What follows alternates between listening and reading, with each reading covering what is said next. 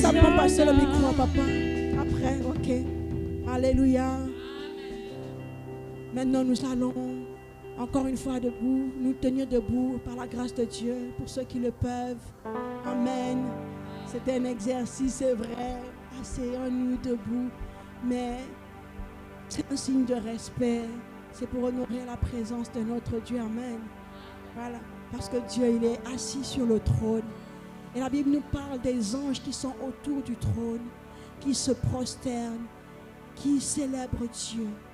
Parce qu'ils ont compris que si Dieu est sur le trône, nous qui sommes les serviteurs, on ne peut pas être au même niveau que lui. Alléluia. Alors nous voulons simplement prier là où tu es. Tu vas commencer à prier pour ton cœur. Tu vas dire, Seigneur, purifie mon cœur ce matin. Donne-moi un cœur pur ce matin pour que je puisse recevoir avec joie ce que tu as prévu pour moi. Est-ce que quelqu'un peut commencer à prier?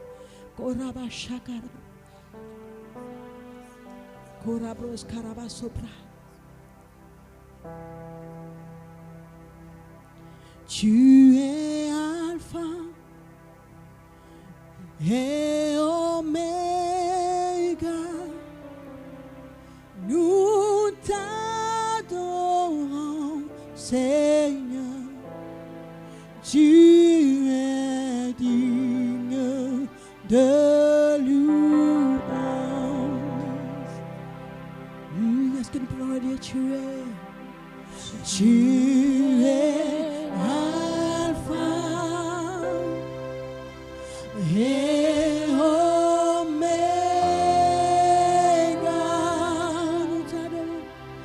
nous t'adorons, Seigneur, tu es digne de louange. Encore nous disons, tu es Alpha, tu es Alpha et Oméga,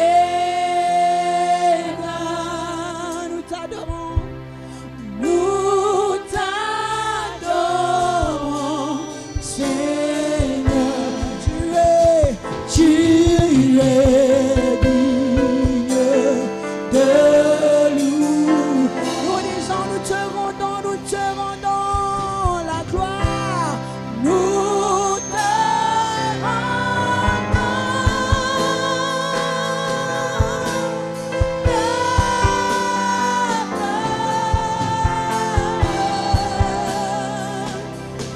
nous t'adorons, Seigneur, tu es digne de nous.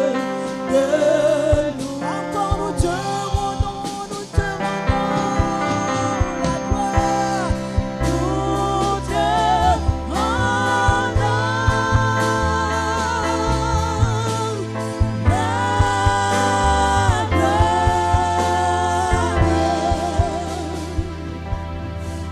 nous t'adorons, Seigneur, tu es digne de nous te rendons, nous te rendons.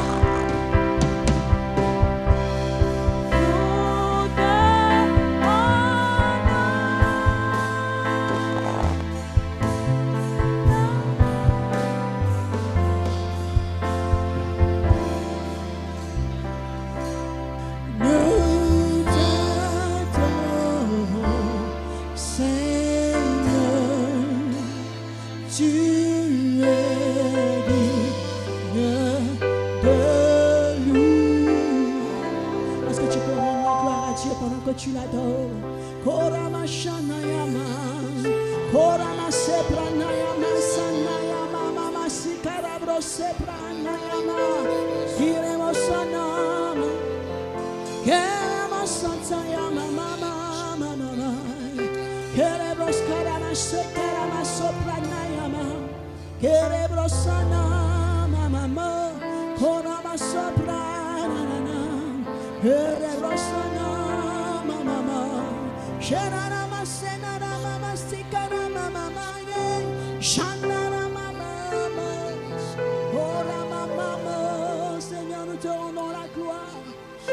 Reçois la gloire, Seigneur, pour ta présence, oh Seigneur.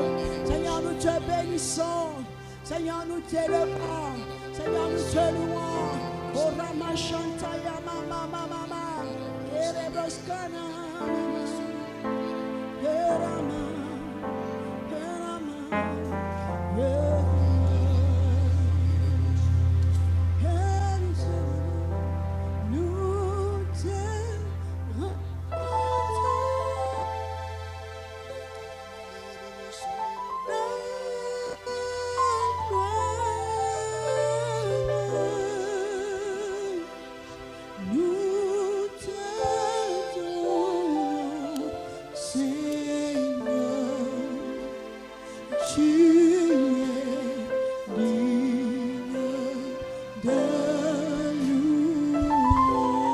Alléluia. Est-ce que tu peux acclamer pour toi-même? Et pose la question à ton voisin. Voisin, pourquoi tu es triste comme ça? Est-ce que c'est parce qu'on t'a lavé les pieds hier? On aurait dû te laver tout le corps.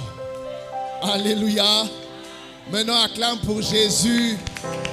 Acclame encore bien pour Jésus. Amen, amen. Demande à ton voisin, est-ce que tu as déjà vu Dieu? Regarde un autre voisin, demande-lui, est-ce que tu as déjà vu Dieu? Et toi à qui on a posé la question, tu peux lui répondre en disant, moi je n'ai pas encore vu Dieu, mais j'ai vu Dieu dans ma santé. Je n'ai pas encore vu Dieu, mais j'ai vu Dieu dans mes finances. Je n'ai pas encore vu Dieu, mais je vois Dieu au travers de ce qu'il fait tous les jours. Je suis sûr que ça, ce n'est pas la main d'un homme, ça, c'est la main de Dieu. Et si tu crois que c'est la main de Dieu, tu peux commencer à prier maintenant.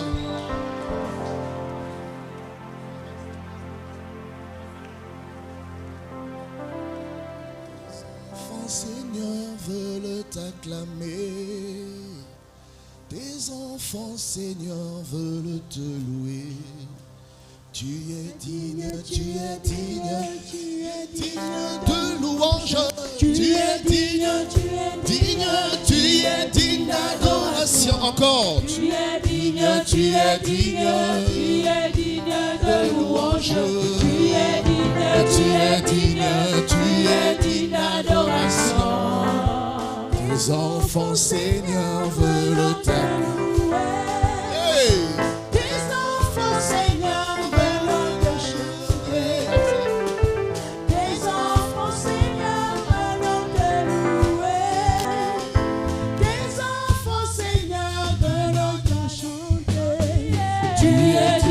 Tu es digne, tu es digne de louange. Tu es digne, tu es digne, tu es digne d'adoration. Tu es digne, tu es digne, tu es digne de louange. Tu es digne, tu es digne, tu es digne d'adoration. Seigneur, veulent te louer. Tes enfants, Seigneur, veulent t'adorer. Tes enfants, Seigneur, veulent te louer. Tes enfants, Seigneur, veulent t'adorer.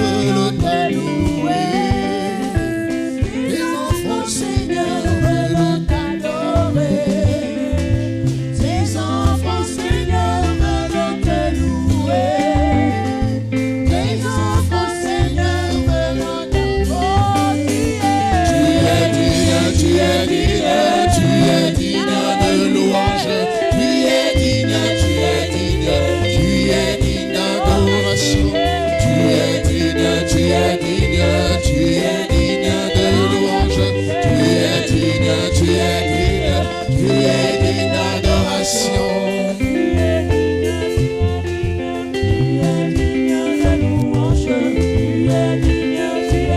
digne d'Yahweh. Tu es digne, tu es digne, tu es digne de louange. Tu es digne, tu es digne, tu es digne d'adoration.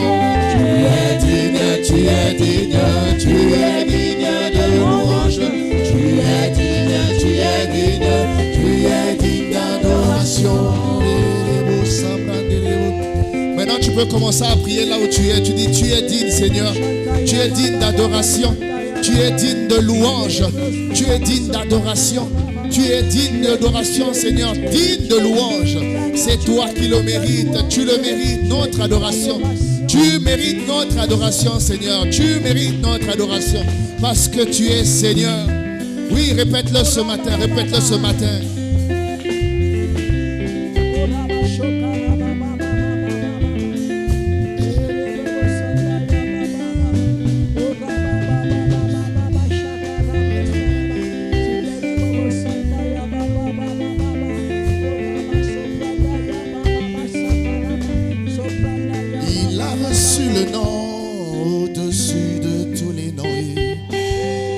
Reçu le nom au-dessus de tous les noms.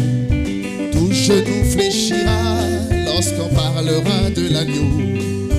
Tout genou fléchira lorsqu'on parlera parce qu'il a reçu le nom au-dessus de tous les noms. Il a reçu le nom au-dessus de tous les noms. Tout genou fléchira lorsqu'on parlera de l'agneau. Tout genou fléchira lorsqu'on parlera de l'agneau. Il a reçu le nom au-dessus de tous les noms. Il a reçu le nom au-dessus de tous les noms. Tout genou fléchira lorsqu'on parlera de l'agneau. Tout genou fléchira parce qu'il a reçu le nom au-dessus de tous les noms. Il a reçu le nom au-dessus de tous les noms. Tout genou fléchira lorsqu'on parlera de l'agneau. Tout genou fléchira lorsqu'on parlera. Alléluia, Hosanna. Alléluia, Botikana Yebelaye, Botikana Kumisaye, Botikana Sandola Yesu, Botikana Kumisaye, Botikana Yebelaye, oh, allez, allez, allez, allez, allez, Botikana Kumisaye Yesu. Kumisaye, Tikana binelaye, Tikana kumisaye, Tikana yemelaye. Acclame pour Jésus, acclame bien pour Jésus. Alléluia. Acclame encore bien pour Jésus. Alléluia. Acclame, acclame, acclame, acclame, acclame, acclame.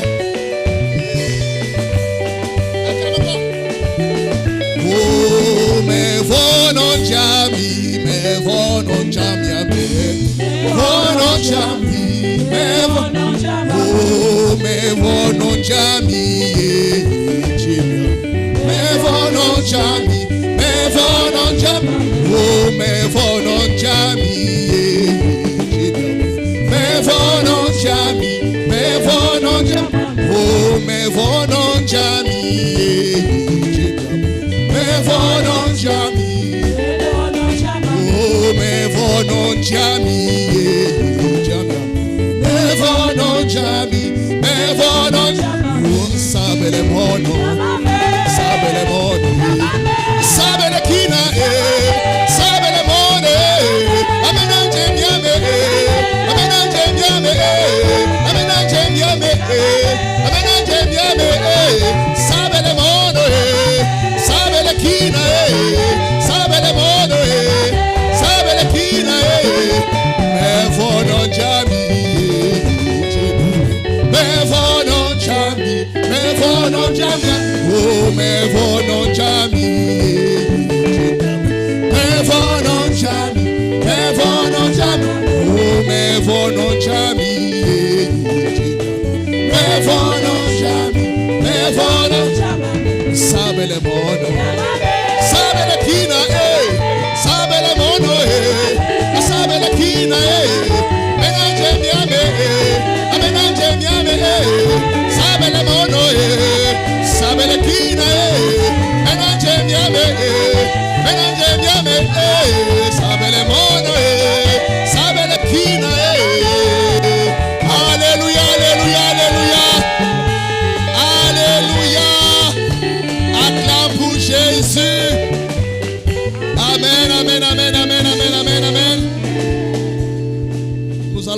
grâce à Dieu. Seigneur, nous te bénissons pour tout ce que tu permets. Nous te bénissons encore pour cette atmosphère. Nous te bénissons, Seigneur, pour ce culte. Tu nous permets d'être rassemblés ici, Père, afin d'élever ton nom.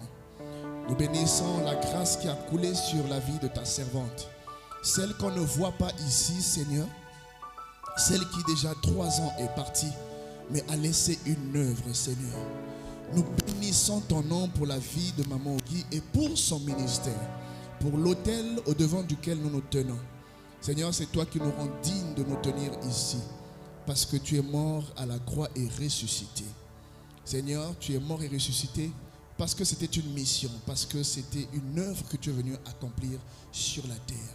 Seigneur, cette œuvre ne s'est pas achevée. Voici pourquoi tu as suscité les uns comme apôtres, prophètes, pasteurs, docteurs et évangélistes pour perpétrer cette œuvre afin qu'elle continue. Oui, Seigneur, nous nous tenons ici non pas comme des hommes ordinaires, mais comme des hommes de Dieu envoyés par toi pour une mission particulière dans la vie de quelqu'un ici. Oui, qu'il te plaise de faire de moi cet instrument maintenant pour la bénédiction de quelqu'un. Oui, Seigneur, nous ne voyons pas le Dieu vivant tous les jours, mais nous voyons ce que sa main peut faire. Et c'est cette main que nous invoquons ce matin, Seigneur. Qu'elle coule sur l'ensemble des membres de cette église, ceux qui sont présents et ceux qui ne sont pas présents. Seigneur, lève ta main sur l'église, qu'elle soit pour nous une source de bénédiction et qu'elle s'abatte sur nos ennemis au nom puissant de Jésus, que je t'invite à acclamer. Alléluia. Acclame bien pour le nom de Jésus. Tu peux prendre place d'abord 1 minute. Alléluia. Les chantres ont souvent une mission difficile. Conduire un peuple qui est chargé et fatigué. Alléluia. C'est pas toujours facile. Tu vas penser que le gars il fait semblant, mais tu ne connais pas l'étendue des problèmes qu'il a, des situations qu'il traverse. Nous voyons juste les frères et les sœurs parmi nous. Mais si seulement il pouvait ouvrir sa bouche pour te dire, voici la situation que je traverse, tu ne comprendrais pas ce par quoi il passe. Alléluia. Alléluia.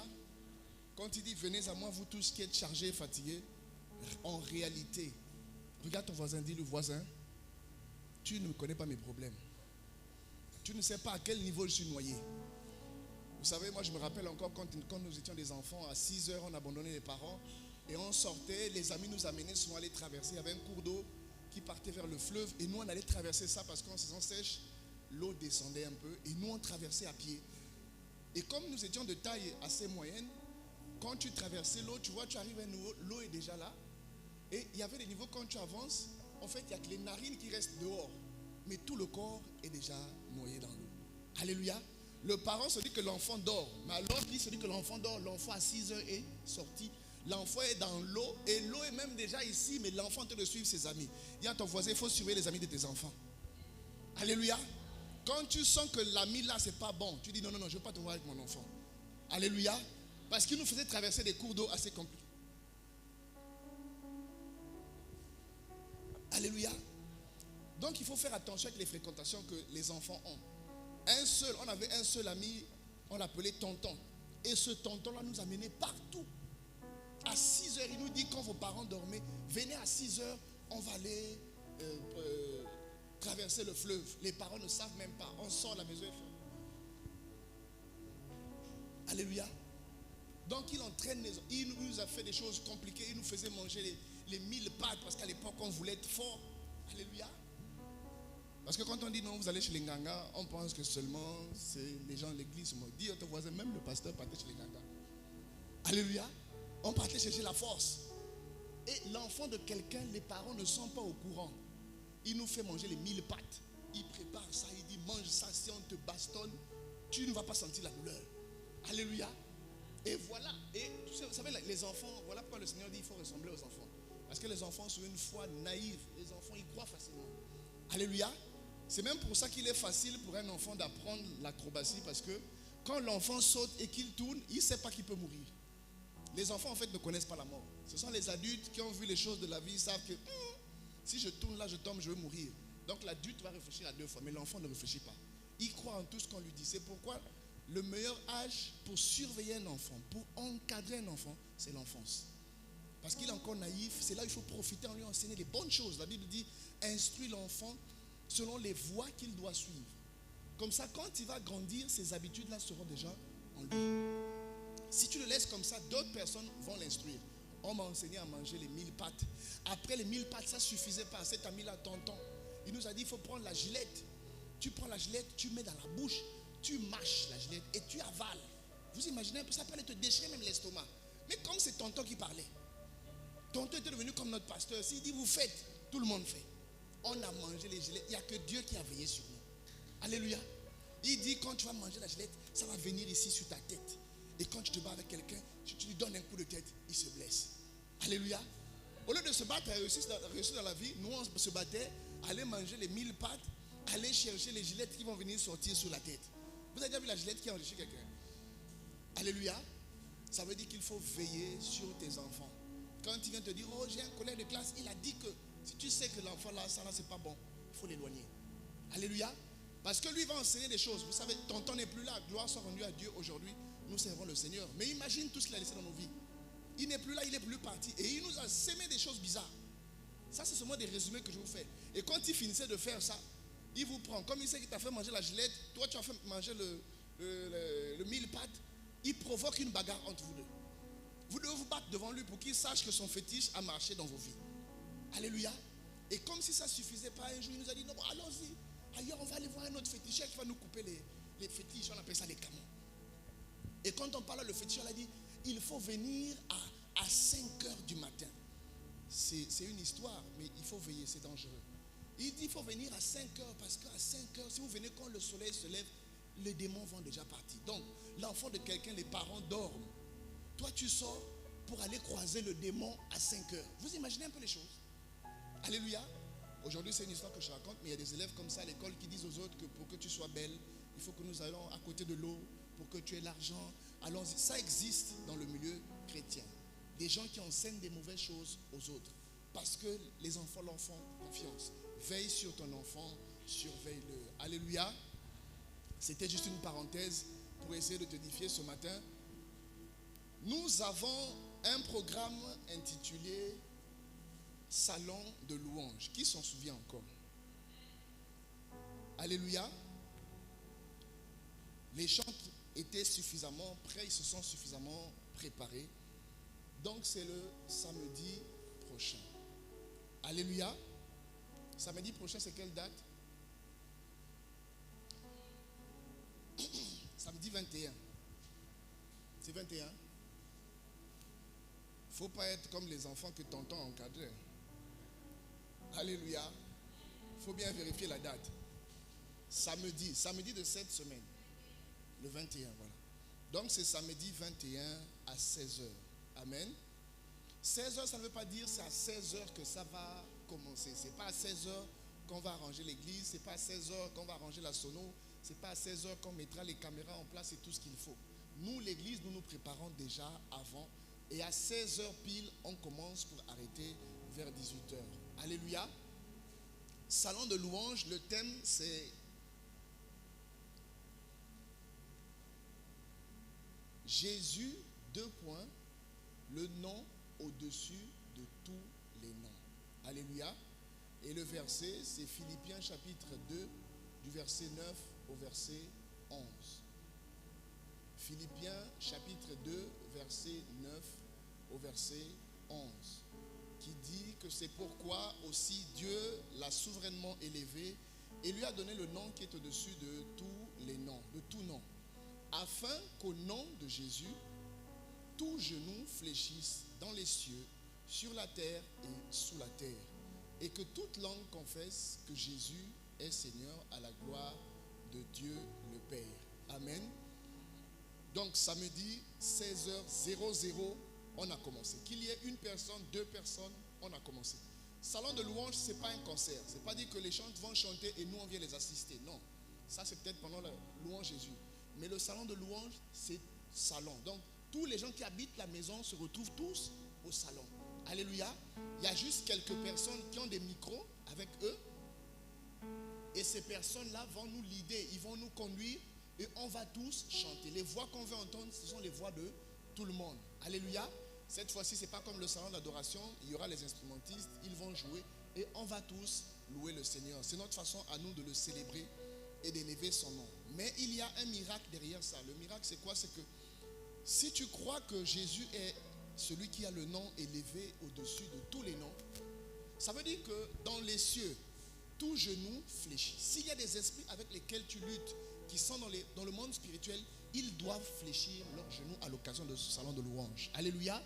S'il y a des démons, s'il y a des esprits de mort sous la terre, à gauche et à droite, qui te combattent, au travers de ce salon de louange, ne viens pas simplement pour venir faire le nombre. Non, pour toi c'est un culte. Parce que nous serons plus de 2 ou 3 réunis au nom de Jésus. Et lorsqu'on est réunis au nom de Jésus, il descend toujours. Et comme c'est son nom qui est élevé au-dessus de tout nom, son nom sera élevé au-dessus de ta maladie. Son nom sera élevé au-dessus du problème que tu traverses. Alléluia. De la situation que tu traverses. Donc quand tu viens à ce salon de louange samedi, c'est pour prendre part, pas assister. Dis à ton voisin, c'est pour prendre part. C'est pas pour assister seulement.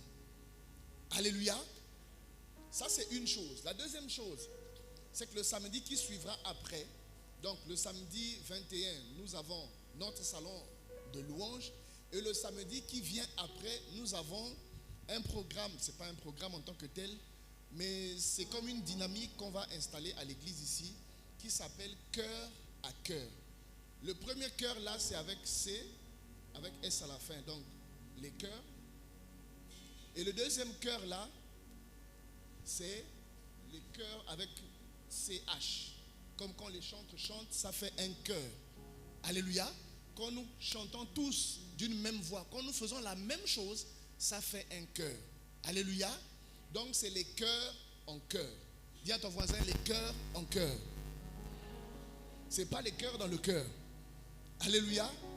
Mais c'est nos cœurs assemblés ensemble en cœur. C'est comme si nous chantons une seule chanson, nous faisons une même chose. Amen. Et les cœurs en cœur, c'est pour agir dans la cité. C'est pour arranger les routes qui mènent chez nous. C'est pour couper l'herbe. Ce n'est pas normal qu'une route qui mène à l'église ne soit pas propre.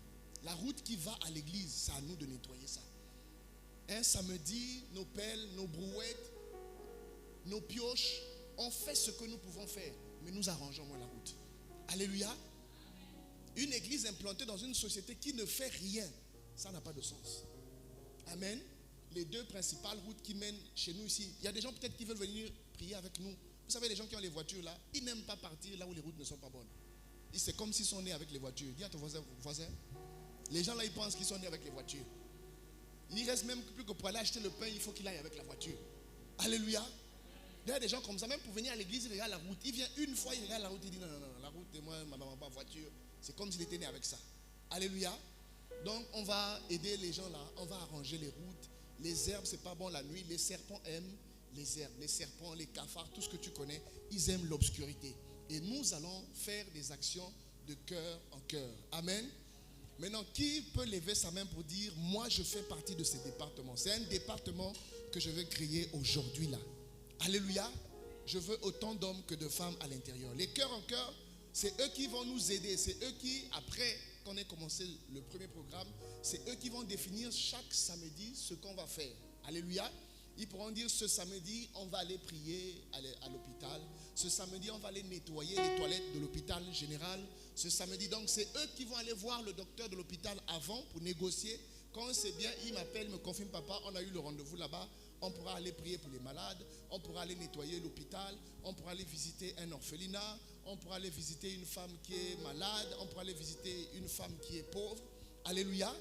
Lève la main. Si tu ne lèves pas la main, je vais commencer à te désigner moi-même. D'accord?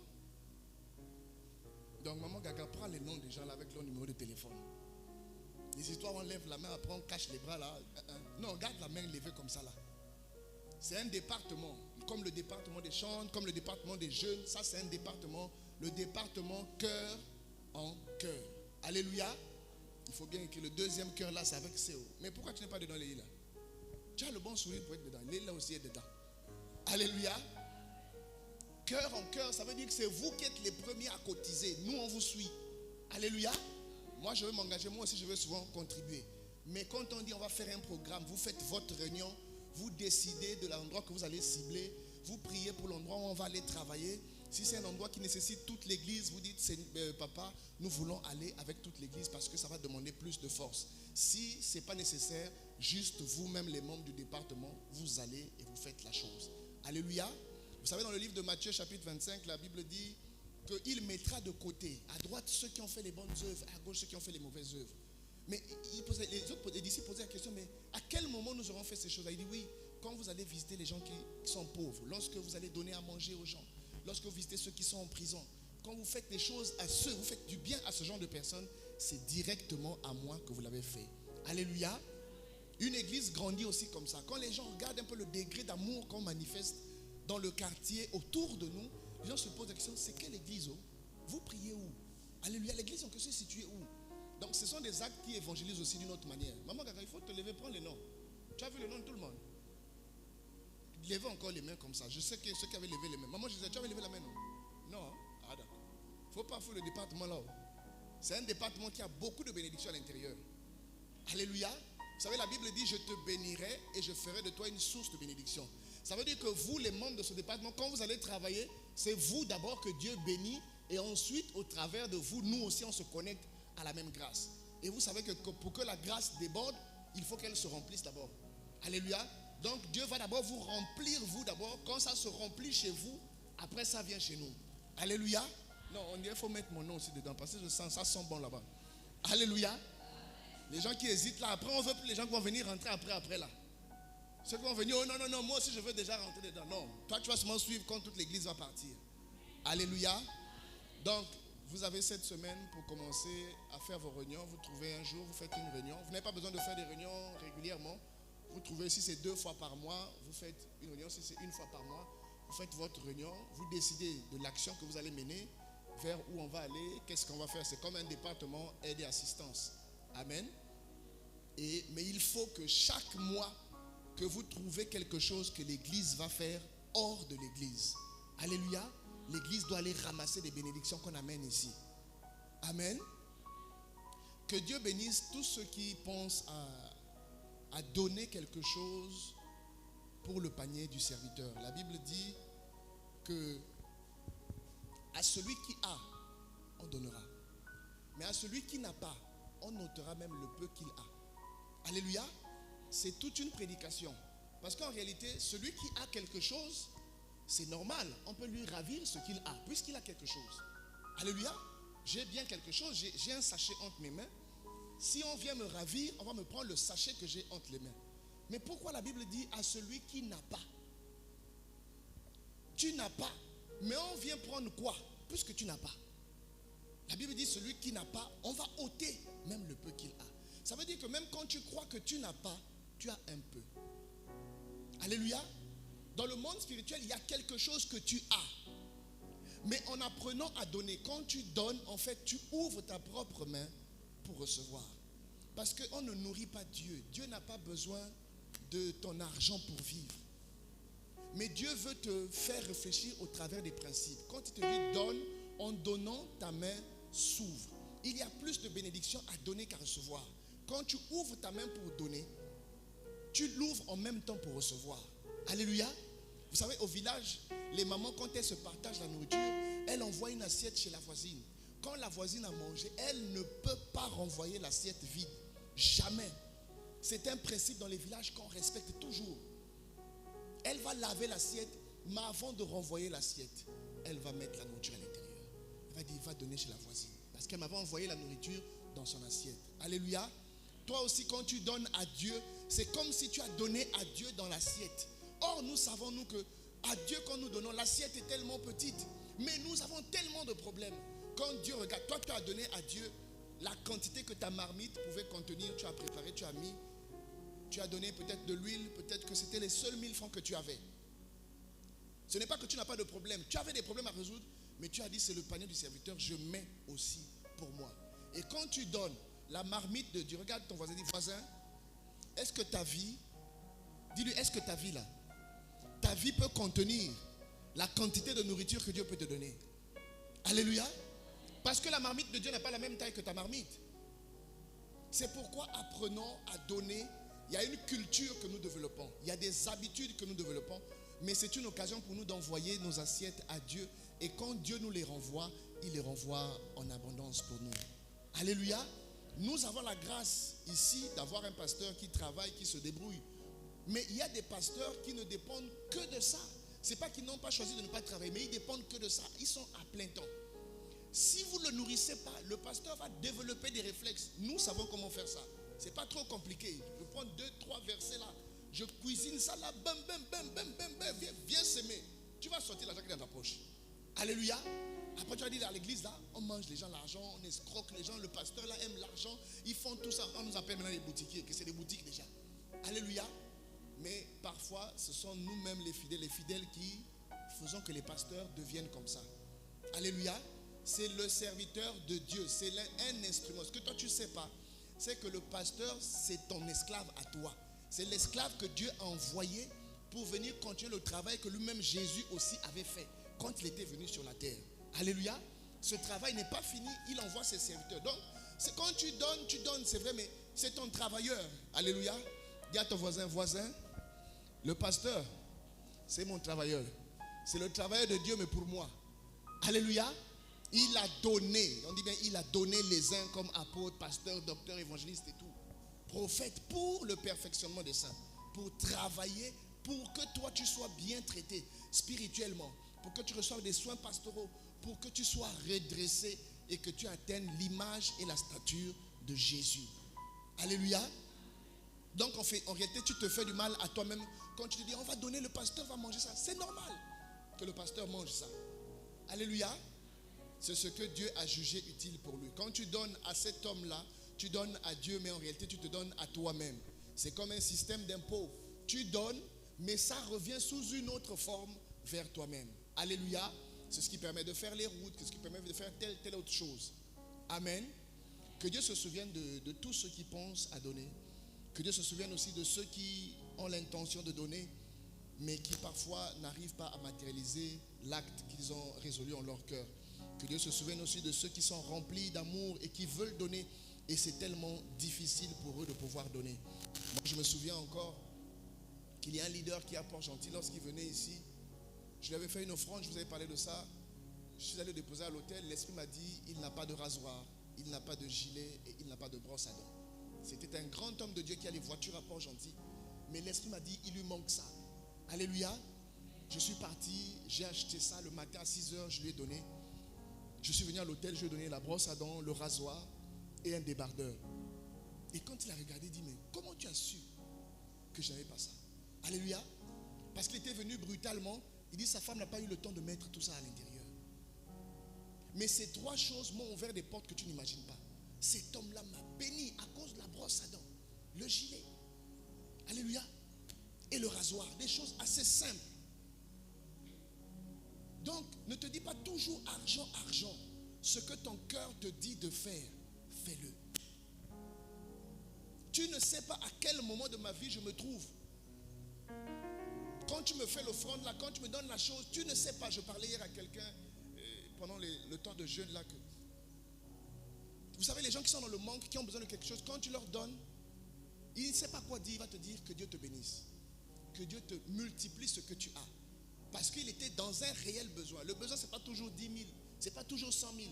Parfois, c'est quelque chose de simple qui manque aux serviteurs de Dieu. Alléluia. Vous savez, parfois, il y a des jours, je sors, je vais parfois, même la ceinture, parfois, je n'ai pas mis. Alléluia. Ça arrive. Si ça te touche de m'acheter une ceinture, je n'ai pas dit achète-moi les ceintures parce qu'il me manque de ceinture. Mais c'est pour te dire que apprends à écouter ce que Dieu te dit. Quand tu veux faire une offrande, alléluia, sois sensible. Dis non, je veux faire telle offrande. J'ai remarqué qu'à l'église, il manque telle chose. Je vais aller boucher le trou là. Alléluia. Il faut qu'on dépasse cette dimension qui consiste simplement à donner de l'argent, mais à cibler un besoin.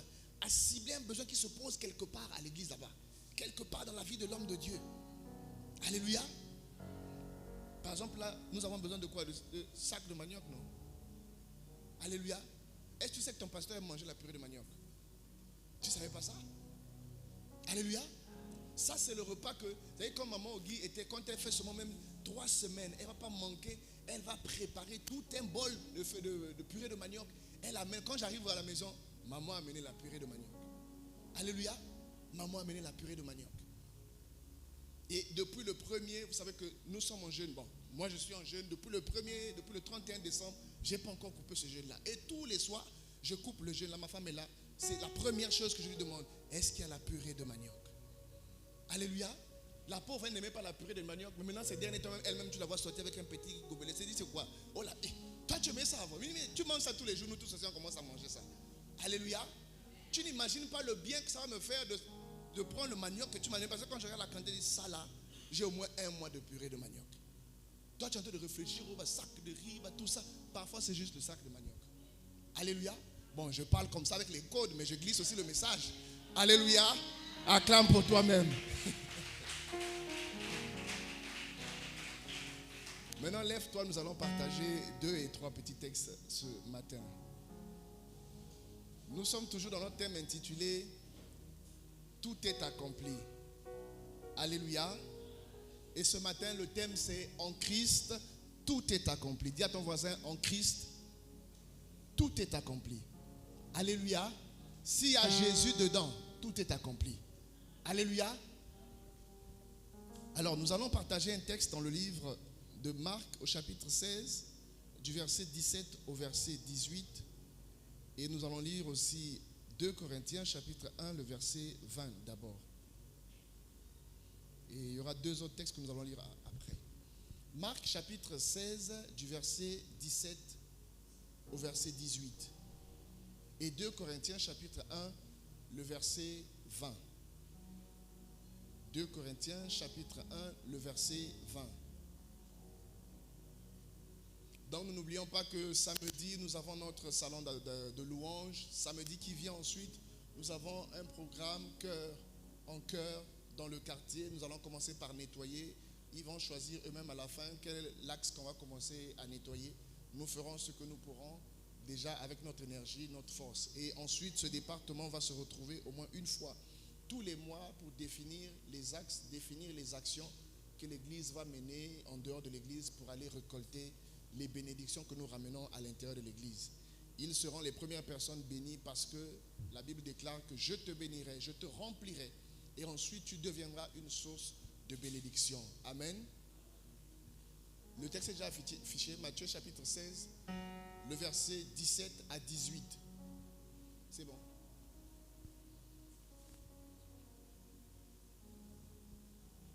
La Bible déclare, voici les miracles. Dans certaines versions, on dit, voici les signes qui accompagneront ceux qui auront cru. En mon nom, ils chasseront les démons. Ils parleront de nouvelles langues. Oui. Ils saisiront des serpents. S'ils boivent quelques breuvages mortels, il ne leur fera point de mal. Ils imposeront les mains aux malades et les malades seront guéris. Alléluia. Allons-y lire 2 Corinthiens. Chapitre 2, le verset... Non, chapitre 1, le verset 20. 2 Corinthiens, chapitre 1, le verset 20.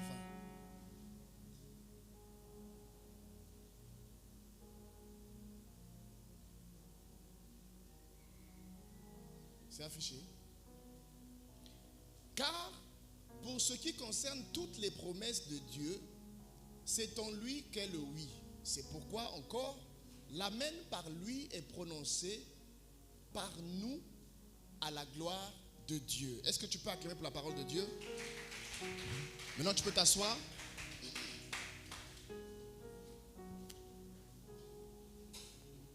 Je ne sais pas si toi aussi tu sens le poids du jeûne. On dirait le jeûne d'hier là, c'était quand même fort. Hein?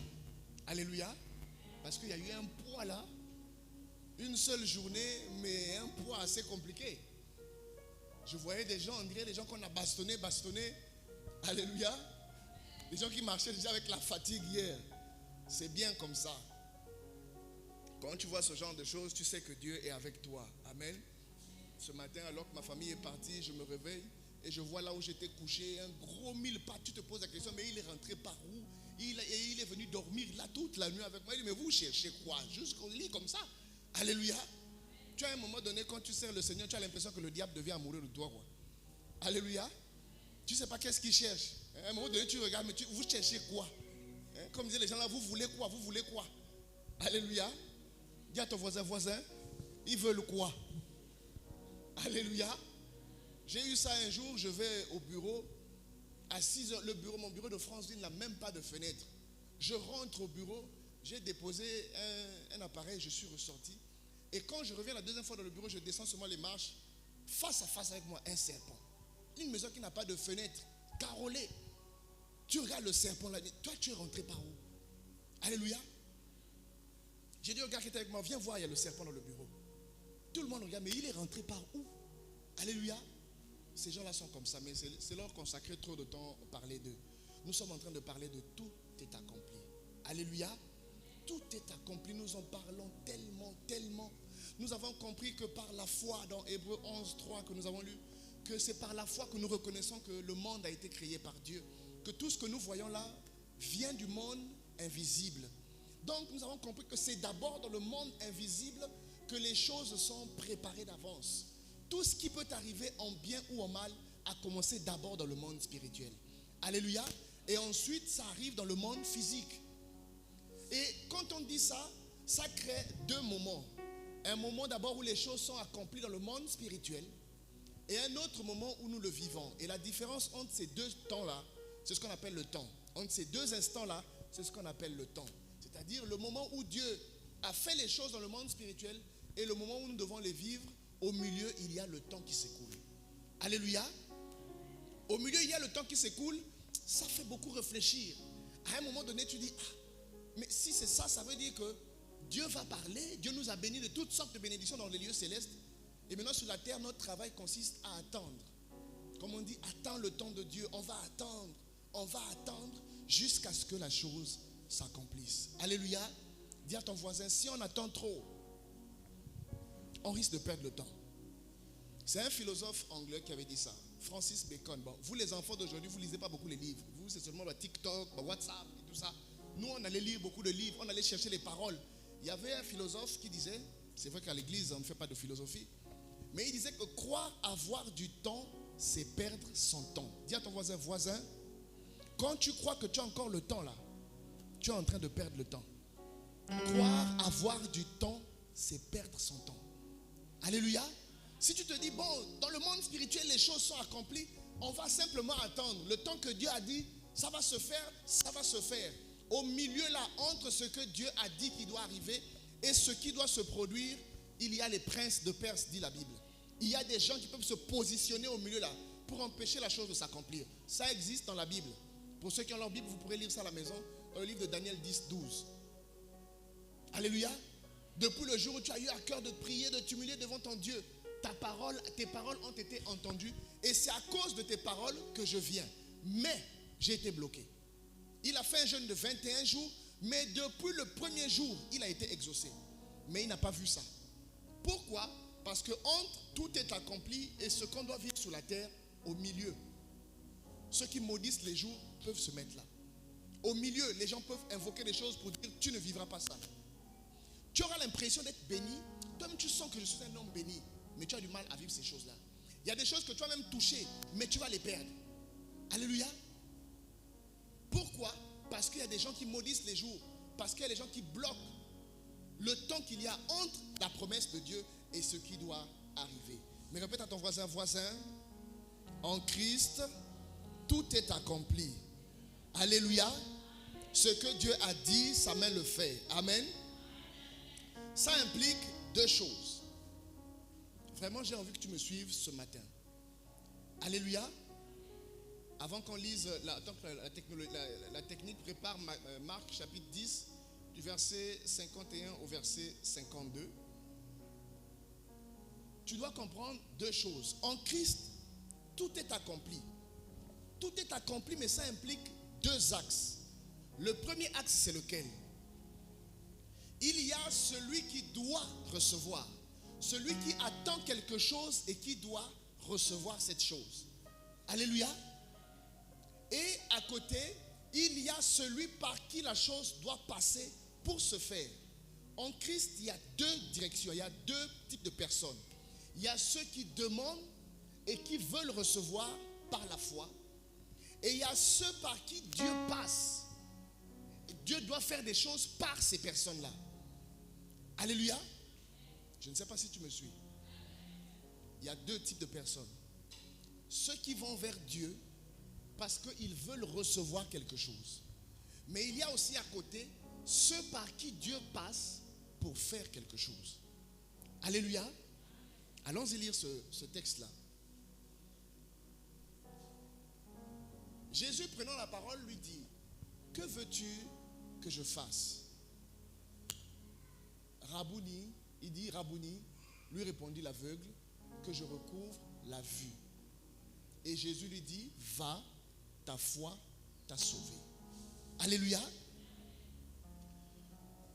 Quand on dit ça comme ça,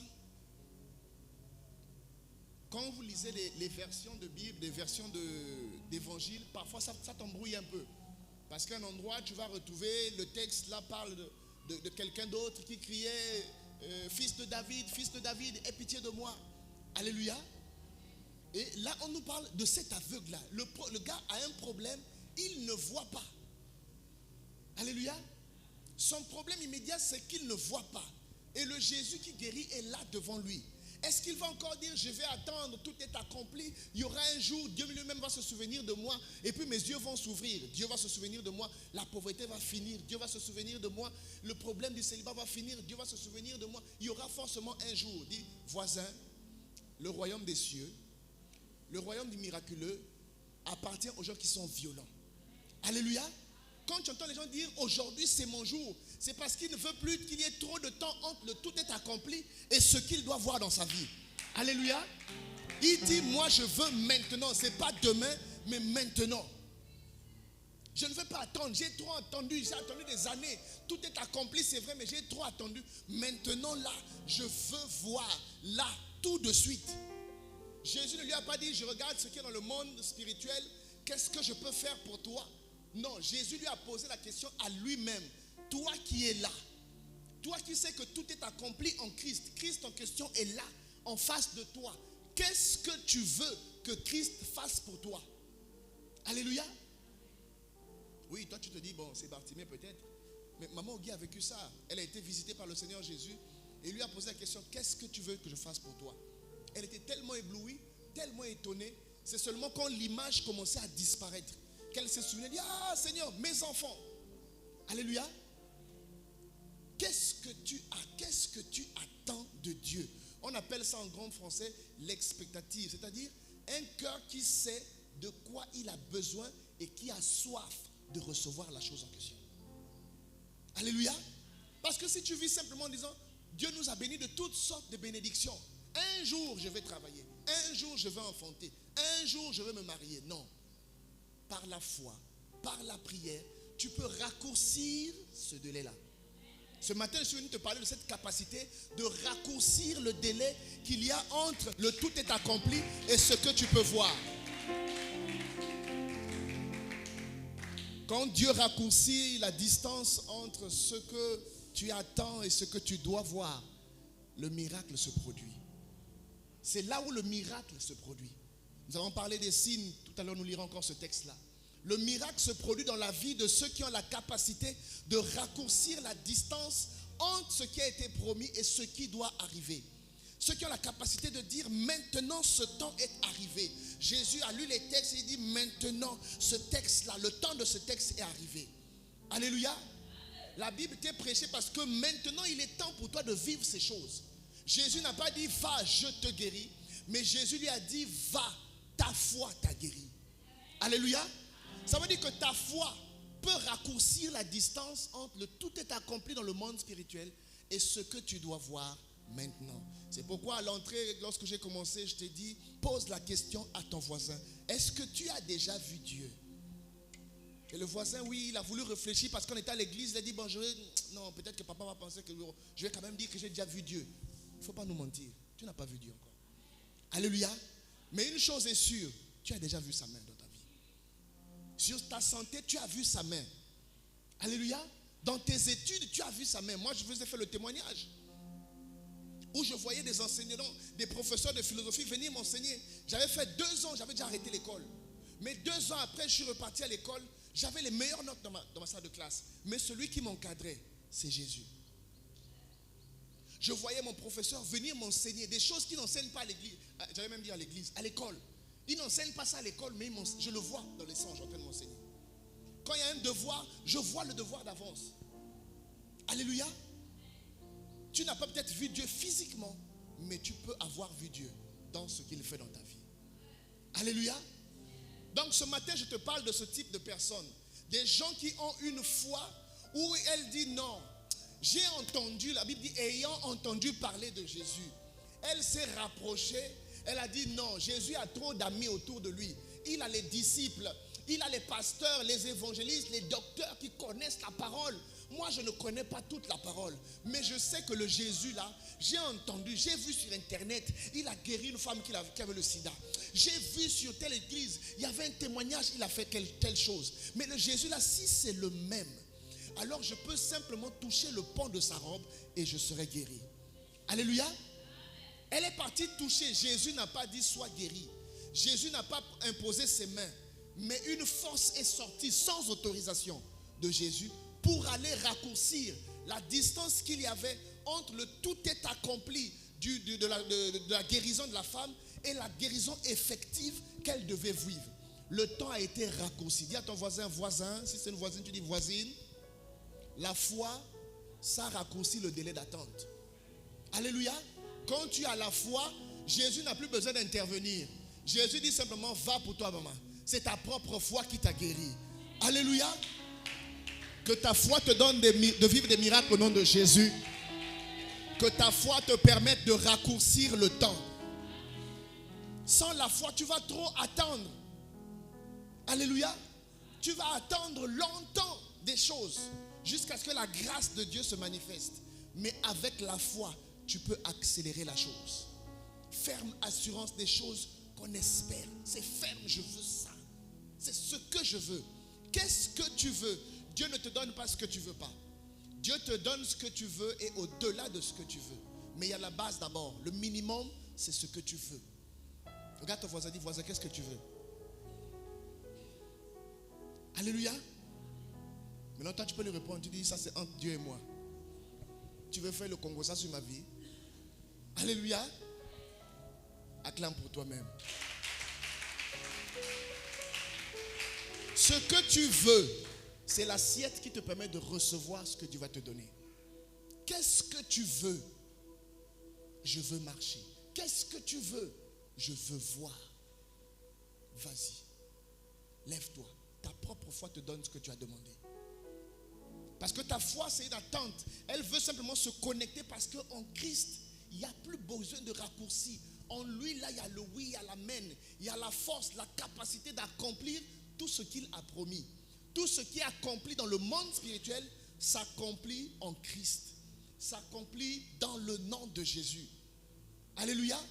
Vous savez, il est temps pour nous de dépasser ce christianisme qui est aujourd'hui combattu. Ce christianisme, entre guillemets, un peu léger. Alléluia. Ce christianisme des livres. Ce christianisme qui consiste, ce christianisme des discours. Ce christianisme qu'on utilise pour se réchauffer, pour nous convaincre entre nous. Alléluia. Moi, je ne veux pas te prêcher un Dieu que tu ne vis pas. Je ne veux pas te prêcher un Dieu que tu n'expérimentes pas. Je ne veux pas t'enseigner un Dieu que tu ne vois pas dans ta propre vie. Alléluia. Parce que je ne serai pas toujours là pour t'enseigner. Peut-être qu'après nous serons 10 000, 40 000. Je n'aurai plus un contact direct avec toi. Mais tu auras un contact direct avec Jésus. Il a dit, allez, faites de toutes les nations des gens qui sont comme vous, qu'ils deviennent aussi proches de moi, comme vous avez été proches de moi. Et pour cela, il a dit, enseignez-leur tout ce que je vous ai enseigné. Alléluia. Donc le but pour moi, c'est que toi, tu expérimentes Dieu. Il n'est pas question que tu viennes voir le Dieu de Papa Brudé simplement comme si c'était la propriété de Papa Brudé. C'est lui qui dit, bon, aujourd'hui tu veux quoi? Oh, je veux un peu le travail, prends un peu de Dieu. Ne finis pas mon Dieu, hein, prends seulement un peu. Toi, tiens, ça suffit. Oh, non, non, non, hey, laisse. Il ne faut pas finir, mon Dieu. Toi, c'est quoi? Oh, moi, je veux enfanter. Bon, prends un peu de mon Dieu. Non, ce n'est pas ça. Le Dieu dont je te parle, ce n'est pas mon Dieu simplement. Ce n'est pas ma propriété privée. Ma prière, c'est d'ouvrir la route qui te permet, toi, de quitter là-bas, venir rencontrer Jésus, de te connecter directement à lui. Alléluia. Et là, ce ne sera plus des discours. Toi et moi, on va parler de la même chose. La Bible dit qu'ils étaient réunis tous, unis d'un même cœur, d'un seul esprit. Nous serons tous réunis parce que nous savons qui nous servons. Nous servons le même Dieu parce que toi aussi, tu le vois dans ta vie. Alléluia. La distance entre ce que tu attends et ce que tu dois voir peut être raccourcie par la foi. Si tu as la foi, tu peux raccourcir cette distance-là. Alléluia. Allons-y lire un deuxième texte. Dans le livre de 2 Rois au chapitre 6, du verset 1 au verset 7.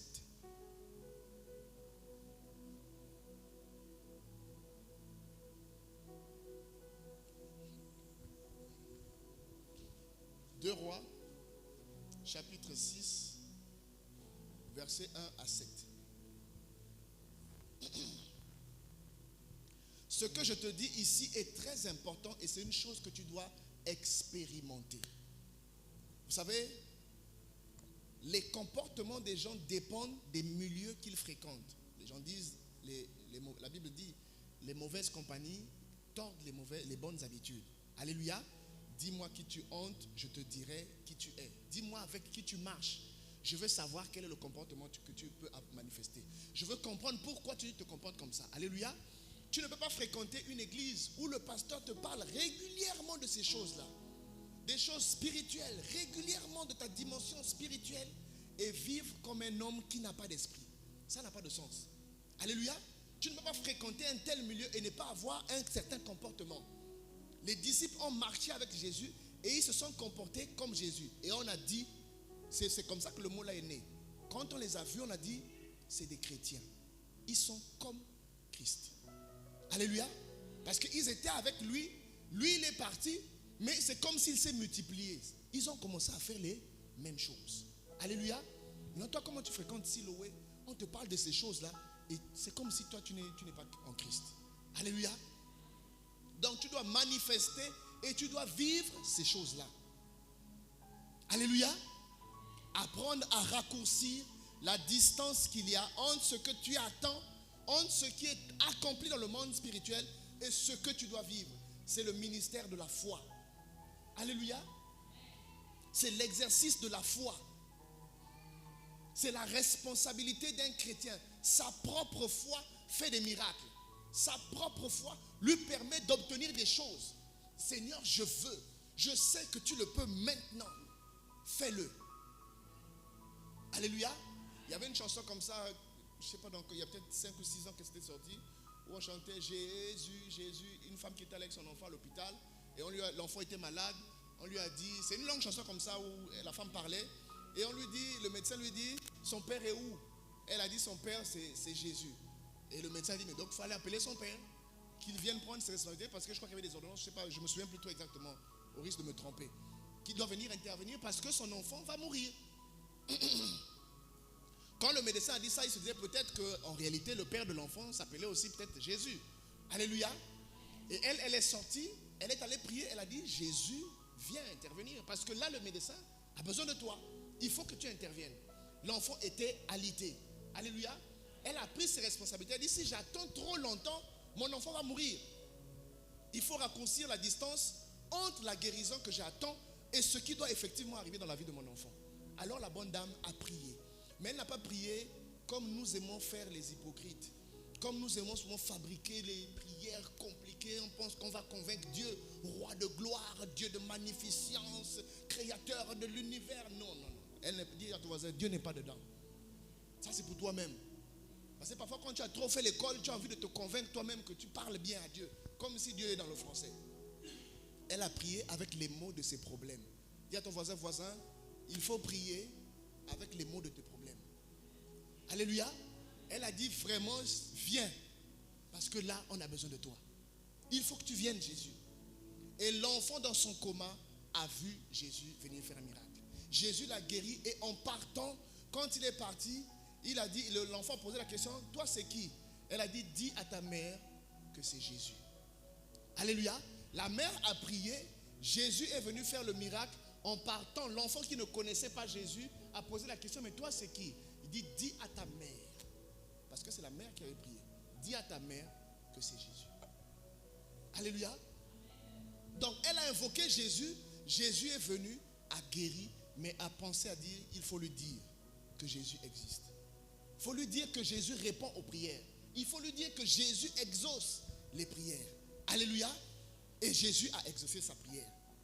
Si on peut afficher le texte, je te dis, il y avait deux types de personnes.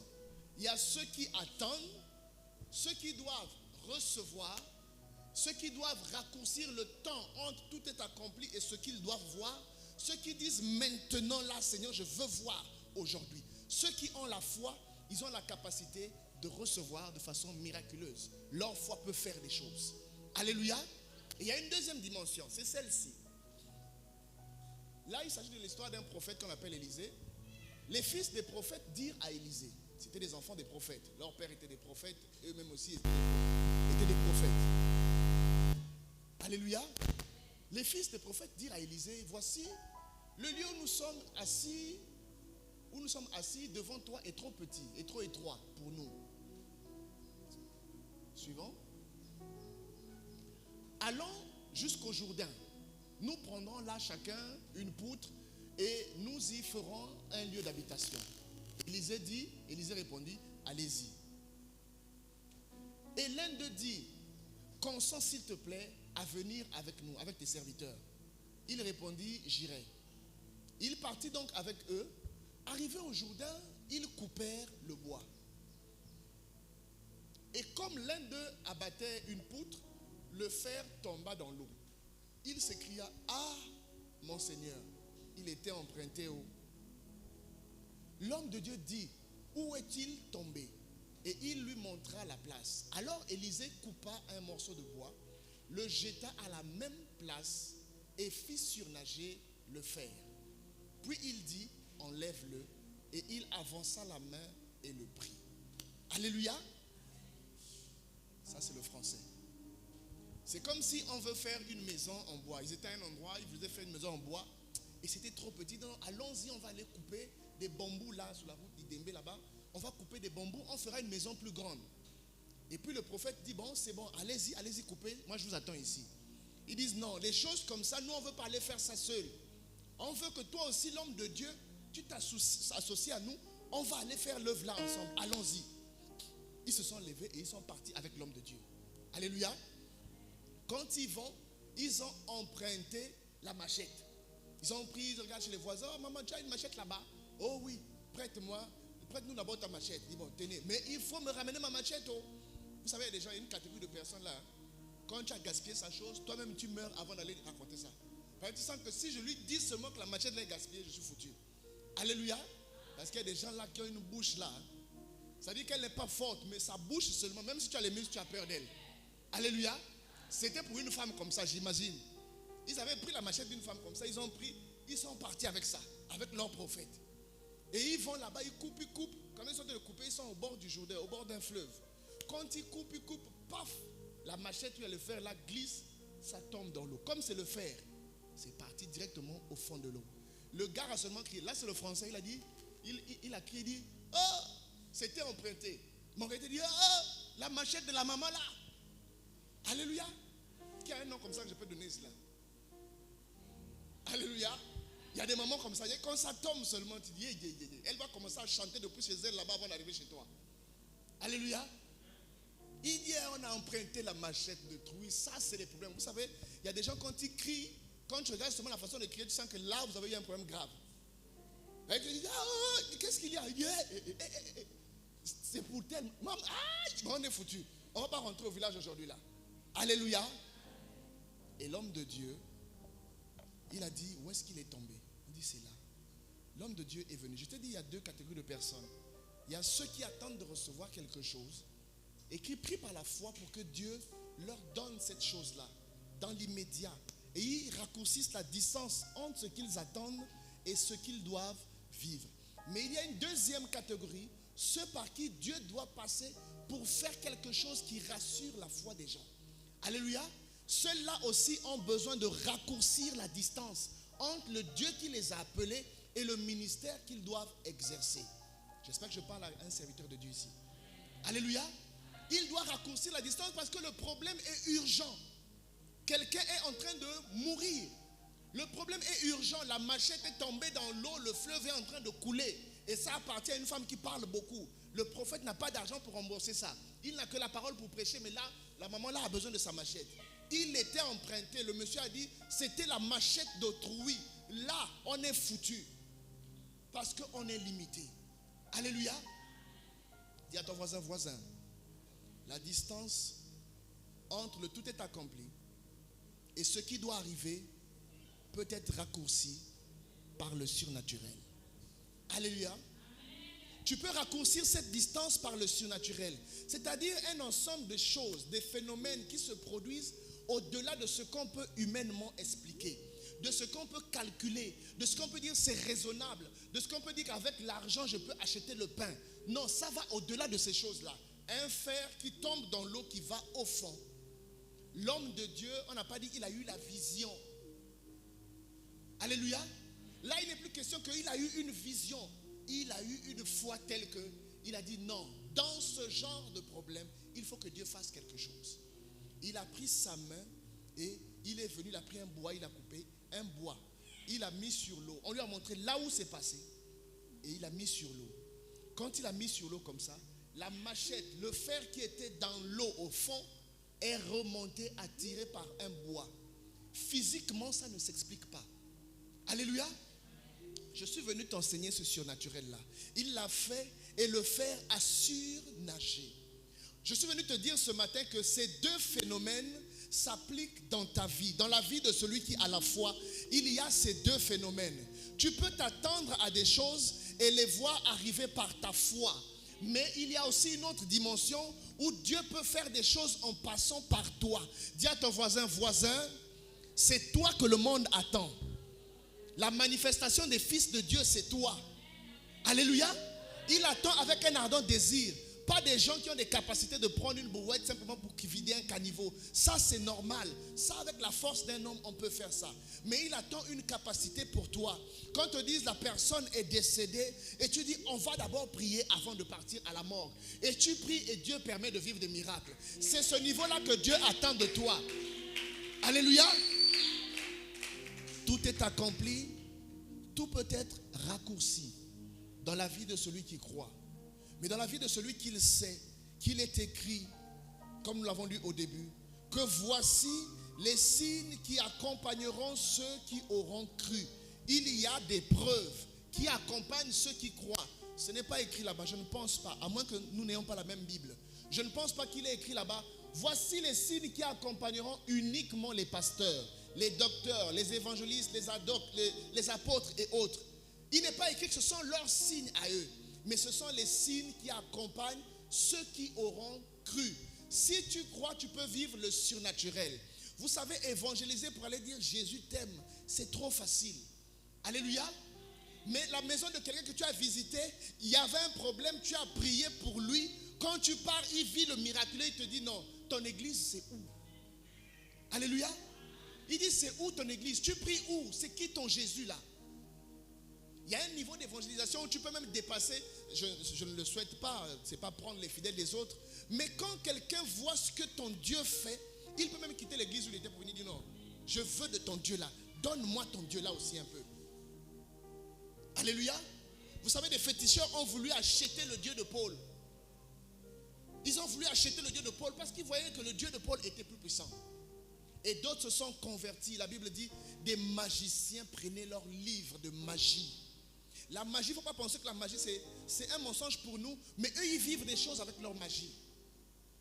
C'est peut-être pour ça que certaines personnes vont vite chez les féticheurs, parce que chez les féticheurs, quand ils font un truc qui bloque la vie de quelqu'un, ils voient comment la vie est bloquée aussi.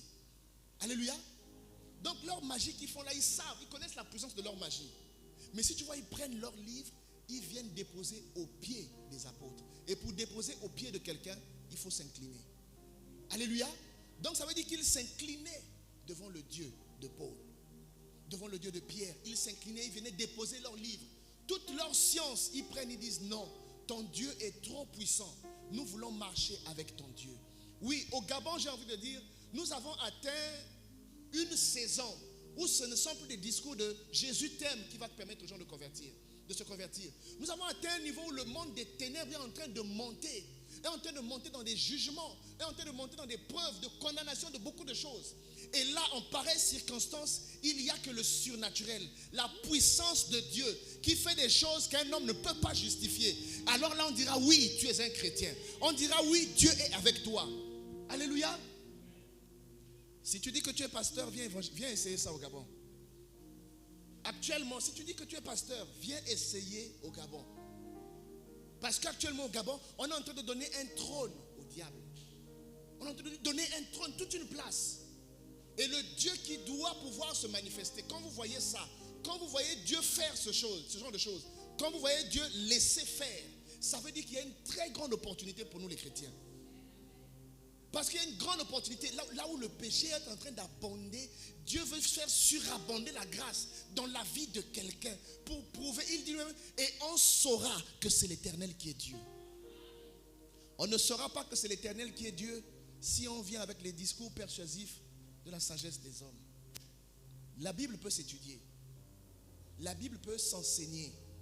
Les gens, il y a des professeurs de théologie qui enseignent la Bible, qui fument, qui font de désordre. Ils vous enseignent ça comme une science. Il est rentré dedans, il a étudié, il est parti aux origines, il peut t'expliquer très bien. Tel verset veut dire telle chose. C'était dans tel contexte, telle exégèse, herméneutique, il va t'expliquer tout ça. Parce que c'est une science qu'il peut enseigner. Mais dis à ton voisin, la Bible va au-delà des textes. Ce que je vous ai enseigné, il y a de l'esprit dedans. Notre vie chrétienne, la vie chrétienne dont je suis en train de te parler aujourd'hui, ce 15 février, le Dieu dont je te parle est un Dieu que tu peux invoquer et raccourcir le temps entre les choses que tu attends et ce que tu veux voir. C'est le Dieu du surnaturel, le Dieu qui peut passer par toi pour prouver au monde qu'il est Dieu. Pas en passant par les moyens humains, mais par des moyens divins qui sont surnaturels. Un malade déclaré cliniquement malade, prêt pour la mort, mais tu pries pour lui et il est totalement guéri. Et on dit, qu'est-ce qui s'est passé? Tu dis, c'est le Dieu que je sers qui a fait ces choses. Oui, l'évangélisation actuelle, dans le temps que nous vivons au Gabon, est une évangélisation de la démonstration de ce que la main de Dieu peut faire. Dans les guérisons, dans les signes, dans les prodiges et dans les miracles. Alléluia. Ce n'est pas une déclaration, mais c'est une assurance que tu dois avoir. Oui. Ne doute pas quand Dieu veut faire. Il a dit, il y a des signes qui t'accompagnent. Quand tu entends ça, tu penses non. Les signes, là, la Bible dit, j'ordonnerai à la bénédiction de marcher avec toi. Alléluia. En fait, c'est un ensemble d'esprits. La Bible dit, ne t'agenouille pas devant moi. Je suis ton compagnon de ministère et celui de tes frères les prophètes. Ça veut dire que tu ne marches pas seul. Quand tu rends ministère, tu n'es pas seul. Parce qu'il s'agit des choses invisibles qui doivent prendre corps. Lorsque des choses invisibles doivent se manifester, il faut des mains invisibles. Et ces mains invisibles, la Bible dit, ne sont-ils pas tous les esprits de Dieu que Dieu a envoyés auprès de ceux qui doivent hériter du salut, auprès de ceux qui doivent prêcher l'évangile, auprès de ceux qui doivent aller rendre ministère au Gabon, un pays où l'animisme, le satanisme est en train de se battre à vouloir prendre un trône, alors que le trône appartient à Jésus-Christ de Nazareth. Et donc c'est une prière que tu dois faire aujourd'hui. C'est-à-dire, Seigneur, tu veux une nouvelle génération de serviteurs. Me voici. Seigneur, tu veux une nouvelle génération de serviteurs. Peut-être que nous pensons qu'il faut aller vite acheter les costumes, il faut aller vite faire des théologies et autres. Nous avons atteint un niveau où ce n'est pas de débat de théologie, ce n'est pas de débat de français, mais c'est une question de confrontation de puissance. Le diable ne se crine que devant la confrontation de puissance. Si tu ne manifestes pas la puissance, ceux qui vont faire les débats, on va faire un débat sur la une. Ce n'est pas une question de débat. Les débats, c'est le bruit. Dieu n'est pas dans le bruit. Alléluia. Quand Dieu dit une chose, il le fait. Je connais un serviteur de Dieu qui faisait un débat avec un monsieur quelque part. Et pendant qu'il faisait le débat, il a dit, ok, si tu es un serviteur de Dieu et tout. Le gars a pris un verre, il a posé là, il dit, bon. Il dit, je déclare la mort sur ce truc là. Il dit, je pose ça là. Si tu es un verre sorcier, viens toucher ça. Le gars a refusé. Alléluia. Il a refusé de toucher. Le monsieur qu'on vient de lire là, Élisée, il passait quelque part. Des petits sont sortis, ils se sont moqués de lui. Oh, regarde le chauve là, oh, il n'a pas les cheveux. Il s'est retourné, il les a maudits. Et le surnaturel est rentré en action. Alléluia. Il n'a pas dit, j'envoie un monstre sur vous. Il a simplement maudit. Quand il est parti, un monstre est sorti et a dévoré tous les enfants là. Alléluia. Et la crainte de Dieu va s'emparer des cœurs lorsqu'on verra le surnaturel dans la vie des serviteurs de Dieu. Dans la vie de ceux qui servent Dieu. Il faut un signe, il faut une preuve. Alléluia. Je suis serviteur de Dieu. Ok. Seigneur, fais-moi la grâce que les malades soient guéris par mes mains. Seigneur, tu as dit que voici les signes qui accompagneront. Comment seront-ils que toi tu m'as envoyé? Moïse a voulu refuser, dit, ah pardon, laisse-moi tranquille. Je connais Satan, je connais Pharaon avec ses serpents. Je ne veux pas de problème. Il dit, va là-bas. Non, non, non, non, non. Comment croiront-ils que c'est toi qui m'as envoyé? Il dit, qu'est-ce que tu as entre tes mains? Il dit, un bâton. Il dit, jette-le. Ça s'est transformé en un serpent. Alléluia. Ta main, mets sur ton torse. Il a vu la maladie. Remets, il était guéri. Et Dieu lui dit, s'ils ne croient pas au premier signe, ils croiront au deuxième signe. Maintenant, regarde ton voisin, dis-lui, est-ce que tu as un signe? Moi, je veux croire que tu es chrétien, mais est-ce qu'il y a un signe? Regardez notre voisin, dis-lui, voisin, le jour où papa ne sera pas là, est-ce que je peux m'appuyer sur toi pour prier pour moi?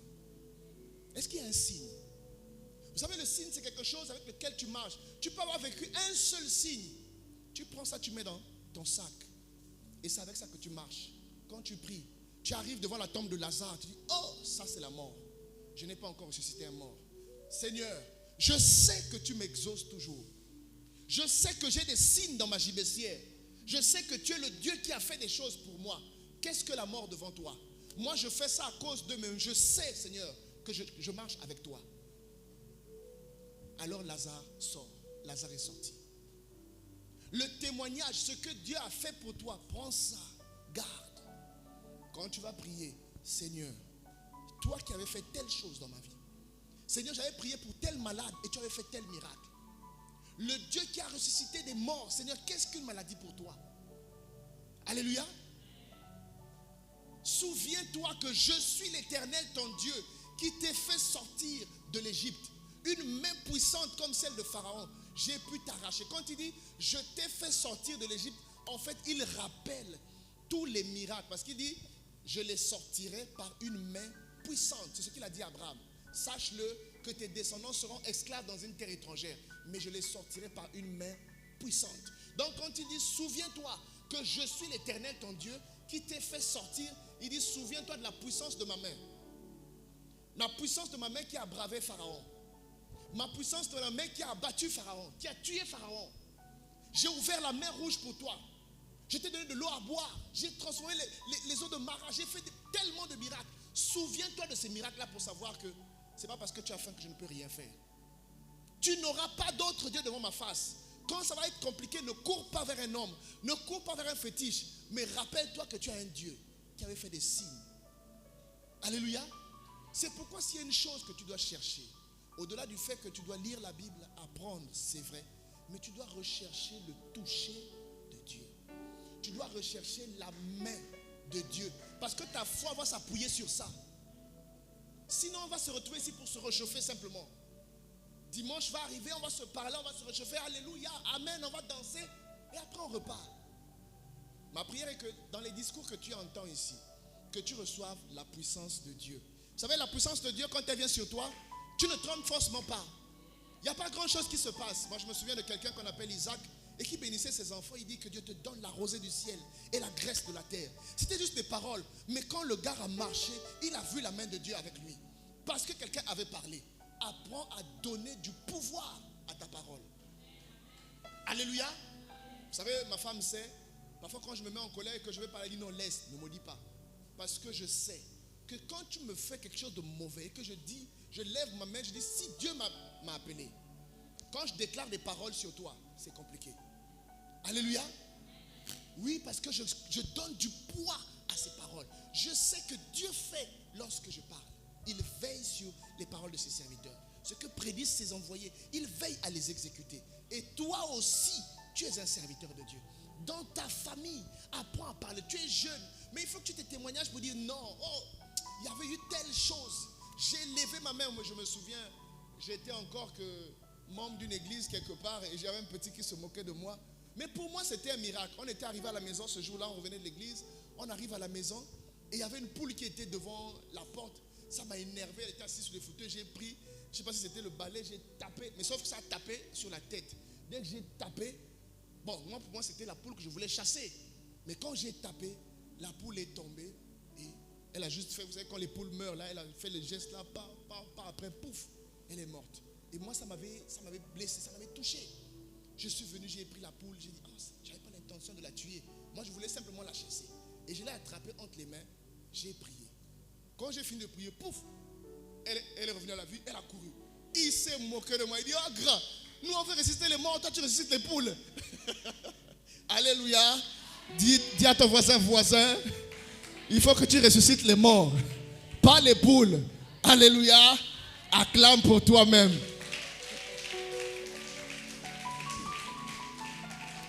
Aujourd'hui, cet homme-là est devenu prophète à Libreville. Mais c'était vraiment un moqueur. Il dit, grand, toi tu ressuscites les poules, nous on veut ressusciter les morts. Toi tu ressuscites les poules. Mais pour moi, c'était une preuve que Dieu marche avec moi. Alléluia. C'était peut-être une poule, mais je sais que par mes mains, Dieu va ressusciter des morts. Alléluia. Je le crois. Moi, je l'ai vu sortir des gens à quelques minutes de la mort. La personne est déjà... Les gens s'apprêtaient à dire qu'on va aller. Non. On a prié et Dieu a fait des miracles. Alléluia. Que Dieu te fasse cette grâce-là, qu'il t'accorde cette grâce, afin que ta foi grandisse, afin que tu saches que je ne vais pas à Siloé pour aller écouter simplement des choses. Je vais à Siloé pour avoir la force de refaire vivre ma foi. Parce que Dieu qui fait, il fait au travers de moi. La Bible dit, par la puissance qui agit en nous, au-delà de ce que nous espérons. Il y a une puissance en nous qui peut faire que là où je suis, le pasteur n'est pas là, mais Dieu est là.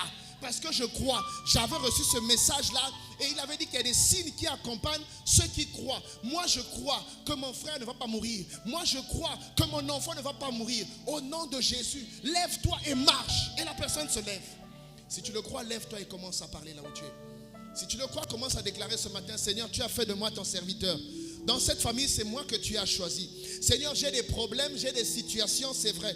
Je veux voir ta main, mais au-delà de la main qui reçoit, je veux être la main par laquelle tu passes pour agir. Dans ma génération, dans ma famille, je voudrais être la main que tu